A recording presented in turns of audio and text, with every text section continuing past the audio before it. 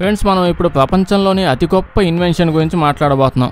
గొప్ప చాలానే ఉన్నాయి కదా. ఎగ్జాంపుల్ గా ప్లాస్టిక్ కుర్చీ చూడడానికి అసలు నథింగ్, గ్రౌండ్ టు ఎర్త్ అన్న స్టేటస్ లో ఉంటుంది. కానీ మనం చూసుకుంటే అది కానీ లేకపోతే ఇప్పటికిప్పుడు సగం ప్రపంచం స్తంభించిపోద్ది. అయితే మనం ఇలా కాకుండా అది లేకపోతే మొత్తం ప్రపంచం స్తంభించిపోయే ఒక ప్రోడక్ట్ అని చూస్తాం. అదేంటంటే ఏసీ. ప్రజెంట్ అసలు ఇది ఎంత అవసరమైన ఒక ఇన్వెన్షన్ అంటే ఇప్పుడికిప్పుడు ప్రపంచంలో అంటే థానోస్ వచ్చి చిటికేసి ఏసీలన్నీ మాయం చేసేసాడు అనుకోండి, అవి మాయమైన నెక్స్ట్ సెకండే ప్రపంచం అంతా అర్ధాంతంగా ఆగిపోద్ది. ఆ బొక్కలే మా ఇంట్లో ఏసీ ఉందా ఏంది, మేము ఫ్యాన్ వేసుకొని ఉండట్లేదా అని చెప్పి చాలా మంది అనుకోవచ్చు. అంత సీన్ లేదు. అయితే మనం ఇప్పుడు సింగపూర్ గురించి చూసుకుంటే దాని డెవలప్మెంట్ గురించి తెలిసిందే కదా. నన్ను అడిగితే అంత తక్కువ టైంలో ఏం లేకుండా దాని రేంజ్ లో డెవలప్ అయిన దేశం ఇంకోటి లేదు. అయితే సింగపూర్ హిస్టరీలో చూస్తే అది డెవలప్ అవడానికి మెయిన్ రీజన్ లీ క్వాన్ అనే ఒక వ్యక్తి, సింగపూర్ యొక్క ఫౌండింగ్ ఫాదర్ అంటారు. ఆ దేశం అభివృద్ధికి అతనే మెయిన్ పునాదులు వేసాడు. అతనే చెప్పాడు మా దేశం ఇంత సక్సెస్ఫుల్ అవడానికి నాకు నా కింద పనిచేసిన పనులకి వీళ్ళందరికంత క్రెడిట్ హెవీగా ఇవ్వాల్సిన పనేం లేదు. నాకు తెలిసినంత వరకు ఏసీలు రావడం వల్లే మా దేశం ఇంత సక్సెస్ఫుల్ అయింది, దాని వల్లే ప్రపంచంలో నెంబర్ 1 పొజిషన్ లో మమ్మల్ని పెట్టింది అని చెప్పి అన్నాడు ఆయనే.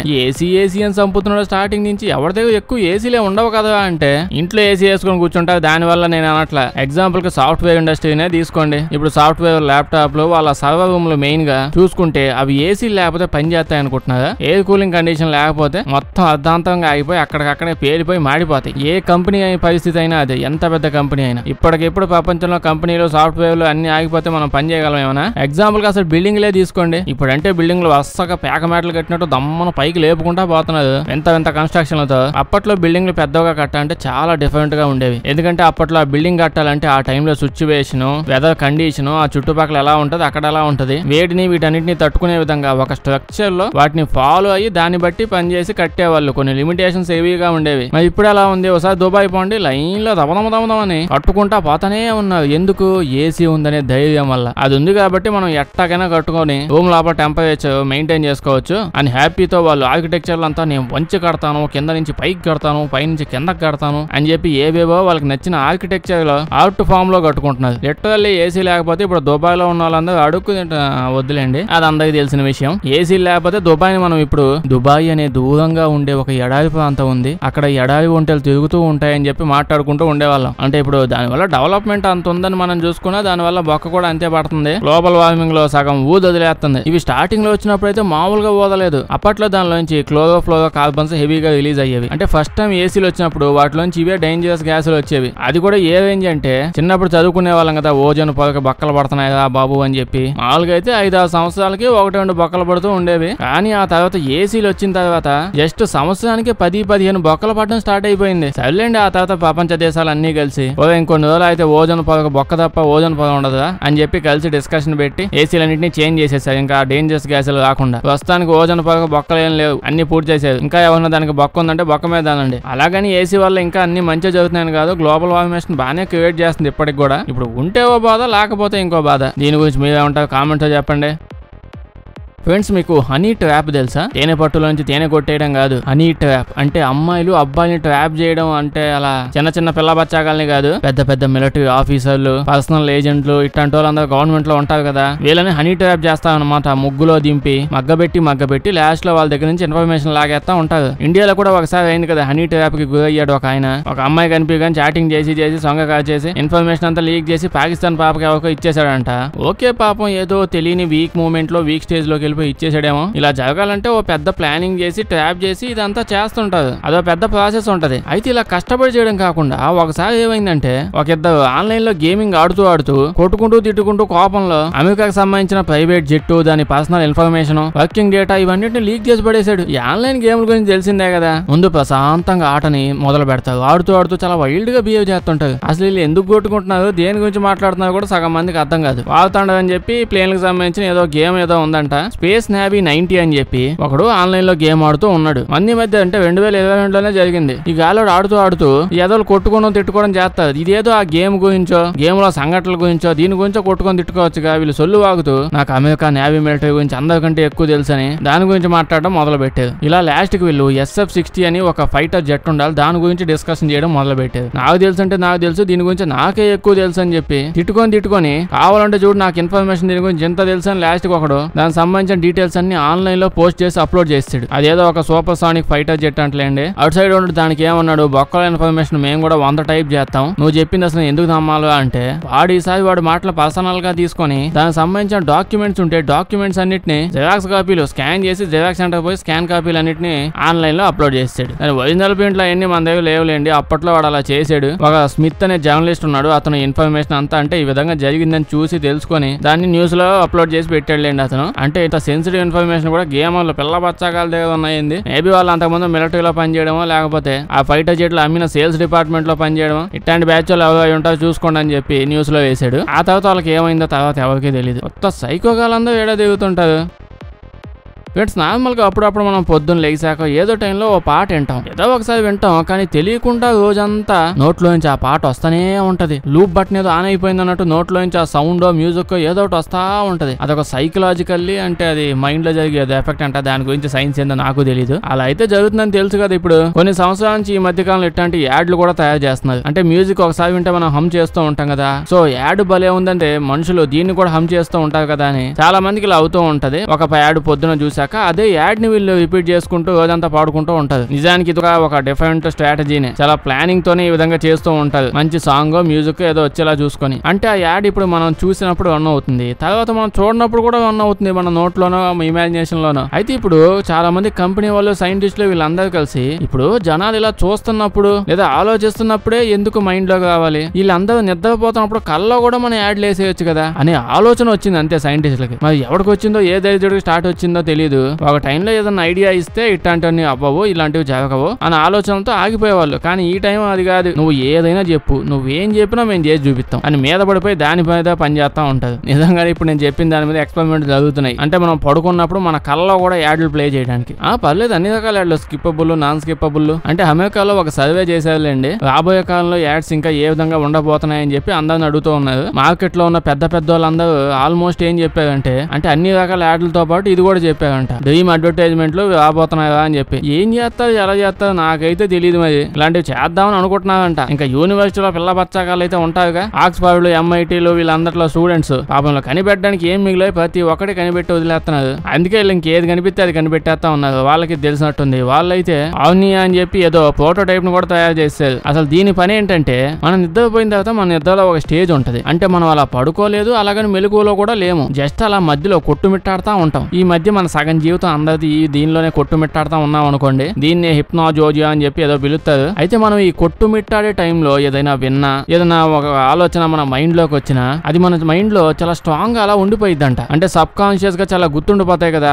ఆ టైంలో ఏదైనా వింటే గట్టిగా గుర్తుండిపోద్ది. సో ఒక మనిషికి ఆ టైం ఎప్పుడుందో కనుక్కొని ఆ టైంలో ఎలక్ట్రానిక్ డివైస్ లో నుంచి యాడ్ ఆన్ అవుతుంటే మేబీ సిగ్నల్స్ లా ఏమన్నా వస్తే ఏమో బొక్క ఫ్యూచర్ లో ఏదైనా చేసేస్తారు మన మీద ఎక్స్పెరిమెంట్లు. ఎవరికి తెలుసు. ఒకనొక టైంలో కొన్ని సంవత్సరాలు మనం వెనక్కి వెళ్ళిపోతే మనం గాల్లో ప్రయాణించవచ్చు, గాల్లో కూర్చోవచ్చు, గాల్లో బాత్రూమ్ కూడా పోవచ్చుగా. ఇవన్నీ చెప్తే అసలు ఎవడన్నా నమ్ముతాడు అప్పట్లో. కానీ ఇప్పుడు జరగట్లా. గాల్లో ప్రశాంతంగా బాత్రూమ్కి వెళ్ళొచ్చండి. అంతే. మరి ఇంకా ఏదైనా జరగచ్చు. మీరేమంటారు? జరిగిద్దంటారా? నాకైతే ఏదైనా జరిగిపోతే బాబు అన్నట్టే ఉంది. చాలా మంది అడ్వర్టైజింగ్ స్ట్రాటజీలు చెప్పే వాళ్ళైతే దీనికి ఎక్కువ కాలం కూడా లేదు, 2025-30 మధ్యలోనే వచ్చేసిద్దండి అని చెప్తున్నారు. ఏం చేద్దాం, అన్ని చూసే పోదాం.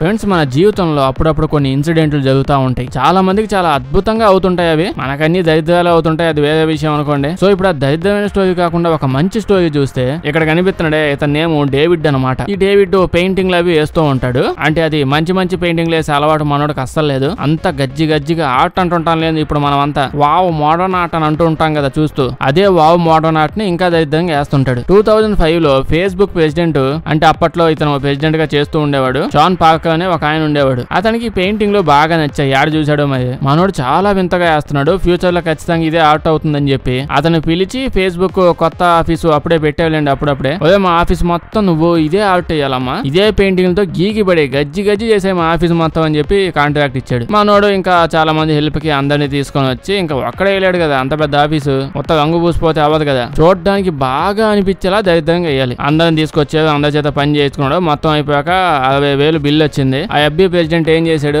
60,000 బిల్లు వచ్చింది నాకు అర్థమైంది, కానీ నా దగ్గర ఇప్పుడు సెలవులేదు, దాని బదులు నీకు ఫేస్బుక్ యొక్క షేర్స్ ఇస్తాను తీసేసుకో అన్నాడు. అప్పట్లో అది బాగా చిన్న కంపెనీ అయింది 2005 ఆ టైంలో. మనోడు ఏమన్నాడంటే, అయ్యా బాబు షేర్స్ అంటే కూడా నాకేందో తెలియదు అయ్యా, అప్పుడప్పుడు ఎంటా ఉంటది అంతే, నాకు డబ్బులు చాలా కావాలి, మొన్ననే జైలు నుంచి బయటకు వచ్చేసలే ఏదో పాపం చిన్న గాలి పనులు చేసి పోయి వచ్చాడులేండి, జైలు నుంచి బయటకు వచ్చాము, నాకు చాలా పనులు ఉన్నాయి, డబ్బులు ఇవ్వండి అయ్యా అంటే ప్రెసిడెంట్ ఏం చేశాడు, కూర్చోబెట్టి కన్విన్స్ చేశాడు. అట కాదమ్మా మాది బుడ్డ కంపెనీ ఒప్పుకుంటా, కానీ నువ్వు తీసుకోవాల్సిందే చాలా పెద్ద అయితే, డబ్బులేవా బాబు అని చెప్పి గోల చేసి ఫేస్బుక్ యొక్క షేర్స్ ని అంటగట్టేశానని చెప్పి ఆనందంలో ఇచ్చేసి వదిలించుకున్నాడు అనుకున్నాడు. ఆ తర్వాత కొన్ని సంవత్సరాలకి ఇతను మర్చిపోయాడు, వాళ్ళు మర్చిపోయారు, షేర్స్ అన్ని పబ్లిక్ లో తీసుకొని వచ్చారు. దెబ్బకి మనోడు ఇంకా ఏముంటదండి తెలిసిందే కదా, మనోడు కోటీశ్వరుడు అయిపోయాడు. అప్పట్లో ప్రెసిడెంట్ పాపం వదిలించుకున్నాను అని అనుకున్నాడు, కానీ తర్వాత తెలిసిన నిజంగానే డబ్బులన్నీ వదిలించుకున్నాడు అని చెప్పి. ఇట్లాంటి అదృష్టాలన్నీ మనకు తగలవు, అదేందో మరి తగిలినా కష్టం లేండి. ఇప్పుడు మనం ఏదన్నా ఇలాంటి పని చేసి ఏదైనా బుడ్డ కంపెనీ వాళ్ళు డబ్బులు అయినా బాబు మా షేర్స్ ఇస్తా అని చెప్తే తీసుకుంటావా, మర్యాదగా డబ్బులు బయట పెట్టుకోగా, అసలుకే నిన్నే నేను జైల్లో వచ్చా నాతో పెట్టుకోమాక అని చెప్పి గోల్ చేసి డబ్బులు ఎత్తపోతాం. దీని గురించి మీరేమంటారు కామెంట్స్ చెప్పండి.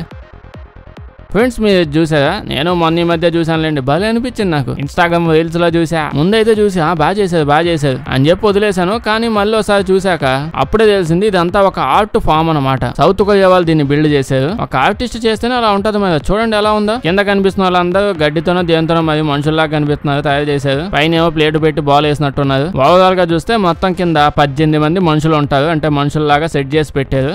ఆర్ట్ కి మీనింగ్ ఏంటో చెప్పరా అంటే, అక్కడ ఉన్న వాళ్ళు ఎవరికి బొరలేదు కదా, అంటే అది కింద ఉన్న వాళ్ళకి, చేసిన వాళ్ళకి కాదు, ఆ కింద గడ్డిలాగా ఉన్న వాళ్ళందరికీ తల లేదు కదా, ఆ 18 మందికి పైన బాల్ లా దిగుతుంది, అదే తల అన్నమాట. సో ప్రతి ఒక్కరు అంటే ఆ కింద ఉన్న వాళ్ళంతా ఆ తల నాకే కావాలి అన్నట్టు దానికోసమే పైకి లెగుస్తుంది. కానీ దానికోసం వాళ్ళు పైకి లెగిసినప్పుడల్లా అది దూరంగా వెళ్ళిపోతా ఉంటది. ఇలా జీవితాంతం కింద ఉన్న వాళ్ళు ట్రై చేస్తూనే ఉంటారు ఆ తల నాకే కావాలని. ఆ పైన చూస్తే 3 గద్దలను పెట్టారు, ఆ గద్దలు కూడా దిగుతున్నాయి. ఇదంతా ఏం చేస్తున్నారో ఏం చెప్పాలనుకుంటున్నారంటే అప్పుడు చెప్తారు, లోవర్ క్లాసు అప్పర్ క్లాస్ అంట. ట్రైన్ లో బతులు కాదు, జీవితంలోని లోవర్ క్లాస్ వాళ్ళందరినీ ఈ విధంగా భ్రమలో పెట్టి అప్పర్ క్లాస్ వాళ్ళందరూ హ్యాపీగా బతుకుతూ ఉంటారు, మనం మాత్రం ఎట్నే బతుకుతామయ్యా అని చెప్పి రిప్రజెంట్ చేస్తున్నారంట. చూస్తే దీన్ని కూడా ఎత్తపోయి ఏదో పెద్ద కంపెనీలోనే పెట్టినట్టున్నారు. దాన్ని చూడడానికి వచ్చే వాళ్ళు కూడా మళ్ళీ అప్పర్ క్లాస్ వాళ్ళు వచ్చి మాత్రమే చూస్తారు. మనలాంటి లోవర్ క్లాస్ వాళ్ళందరూ ఇట్లా ఫోన్ లో రీల్స్ చూడడమే. దాన్ని చూడాలన్నా అప్పర్ క్లాస్ వాళ్ళు వెళ్ళి చూడాలా. ఎంతమంది ఆర్టిస్టులు వచ్చి ఏం చేసినా దీన్ని అయితే చేంజ్ చేయలేదు కదా, అలా బొమ్మలే చూపించడం తప్ప. మీరేమంటారు కామెంట్ చెప్పండి.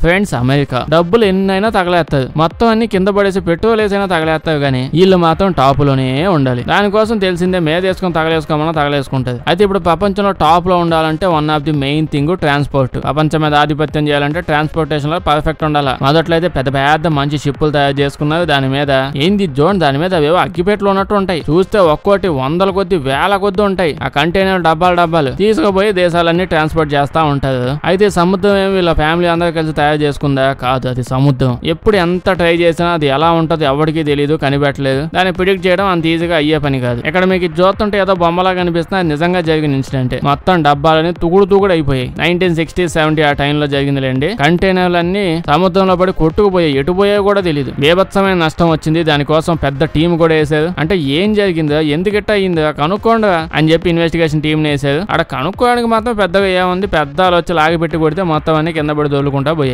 అంత ఇన్వెస్టిగేషన్ కూడా ఏం లేదు. దాని తర్వాత ఏమైందంటే ఇలా కంటిన్యూగా జరగడం మొదలైంది. వీళ్ళ షిప్పుల్ని వేటిని అన్నిటిని ఎంత అప్గ్రేడ్ చేసి ఏం చేసినా సరే సరిగ్గా ప్రిడిక్ట్ చేయలేకపోతున్నారు. అన్ని కంటైనర్లు పోతున్నాయి. అసలుకే అప్పుడే ఎక్కువ ట్రాన్స్పోర్ట్ జరుగుతున్న టైం అది. సో జరగాల్సిన బొక్కలు మాత్రం జరుగుతూనే ఉన్నాయి వీళ్ళంతా చేసిన. దాంతో వీళ్ళు ఇంకెట్ట కాదు, మనం అంచనా వేయలేకపోతున్నాం అని చెప్పి డైరెక్ట్ గా పెద్ద సముద్రాన్ని ఇండోర్ లో క్రియేట్ చేసి పడేశారు. ఇండోర్ స్విమ్మింగ్ పూల్ ఉంటాయి కదా, అట్నే ఇండోర్ సముద్రం అనమాట. ఇంత పెద్ద దాన్ని కన్స్ట్రక్ట్ చేశారంటే అయితే ఇప్పుడు ఏందిగా దీని తర్వాత పెద్ద షిప్ ఎత్తకొత్తారా అంటే అంత లేదు. దీని మీద ఇప్పుడు ఎంత పెద్ద షిప్ తెచ్చినా దీన్ని మెయింటైన్ చేయడం అంత అయ్యే పని కాదు. సముద్రం పెద్దగా చేశారు, కానీ దీనిలో ఏంటి పర్ఫెక్ట్ ఎగ్జాక్ట్ మోడల్స్, అంటే షిప్పులన్నిటిని మినీ సైజు లో ఎగ్జాక్ట్ గా తయారు చేసే ప్రోటోటైప్స్. దీని లోపల ఈ మినీ సముద్రంలో వేవ్స్ అన్ని సృష్టించి దాన్ని బట్టి అసలు ఎలా కన్స్ట్రక్ట్ చేయాలి, మన బాక్స్ ని ఎలా అరేంజ్ చేసుకోవాలి, దాని స్ట్రెంత్ ఎంత ఉండాలి, ఇలాంటి వాటన్నిటిని పర్ఫెక్ట్ గా అంచనా వేయడానికి వీటిని తయారు చేసుకున్నారంట. మొదట్లో అయితే పెద్ద ప్లాన్ వేసాం మనమే తోపు అని చెప్పి ఒకతో డిజైన్ చేయించుకొని అన్ని పెట్టుకొని వాడుకోవడం మొదలు పెట్టేది. కానీ తర్వాత తీసుకొచ్చి దానిలో షిప్ వేసి చూస్తేనేమో అది అప్పుడు ఎట్టుంది చూస్తుంటే పిల్లలు ఆడుకుంటున్నట్టే ఉంది ఆడు చూస్తుంటే.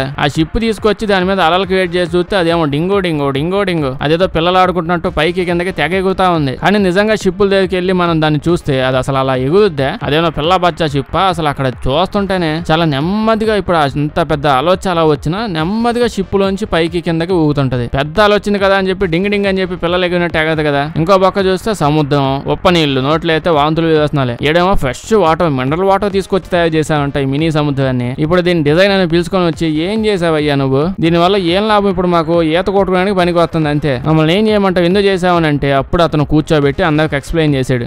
పిల్ల బచ్చలాగా పిల్లలు ఆడుకుంటున్నట్టు చేస్తున్నాను ఎందుకు? అలా చేయకండి. ముందు మీ షిప్ ని అలలతో క్రియేట్ చేసి తర్వాత రికార్డ్ చేసి చూడండి. డైరెక్ట్ గా చూడడం కాకుండా రికార్డ్ చేసి స్లో మోషన్ లో చూడండి. అప్పుడు మీకు ఇది ఎగ్జాక్ట్ షిప్ సముద్రం మీద ఎట్లా ఉంటుందో అట్నే అర్థమైద్ది. ఉప్పు నీళ్ళు కావాలంటే ఇది తీసుకొచ్చి ఉప్పు నీళ్ళు వేసుకోండి. నేను స్నానం చేసే టైంలో ఎత్తుకొచ్చి నన్ను డిస్టర్బ్ చేయకండి. అసలు మంచి నీళ్ళు ఎవడేమని చెప్పాడు మీకు అని చెప్పి చూసుకుంటే వాళ్ళు నిజంగానే చాలా హెల్ప్ఫుల్ అయింది. ఇలా ప్రతి ఇన్సిడెంట్ లో ప్రతిసారి ప్రతి షిప్ ని పర్ఫెక్ట్ గా చెక్ చేసుకుంటున్నారు. అప్పటి నుంచి ఎప్పుడో 1970s లో స్టార్ట్ చేశారంట. అప్పటి నుంచి ఇంకా చేంజ్ చేసుకుంటూ మోడల్స్ అన్ని చూసుకుంటూ వర్క్ చేస్తున్నారు. ప్రజెంట్ అంతా బాగానే పని చేస్తాను లేండి. అది పోస్తా ఉంటే డబ్బులని తీసుకొని తగలేస్తా ఉంటే ఏదో టైంలో పని చేయక సచ్చిద్దా? వీళ్ళని వదిలిపెట్టి సావగా పని చేసేద్దాం అని చెప్పి చేసేసిద్ది. వరల్డ్ డామినెన్స్ కోసం ఎక్కడికైనా దిగుతారు వీళ్ళు. దీని గురించి మీద ఉంటారు కామెంట్స్ చెప్పండి. వీడియో నచ్చుంటే లైక్ చేయడం మర్చిపోకండి. ఇలాంటి వీడియోలు ఇంకా కావాలంటే మా ఛానల్ ని చెక్ చేసి చూడండి. బాగా నచ్చితే మీ ఫ్రెండ్స్ కి షేర్ చేయండి. అలాగే సబ్స్క్రైబ్ చేసి పక్కన ఉన్న గంట కొట్టడం మర్చిపోద్దు. లేకపోతే వీడియో పెట్టినప్పుడు నోటిఫికేషన్స్ రావు. Thank you.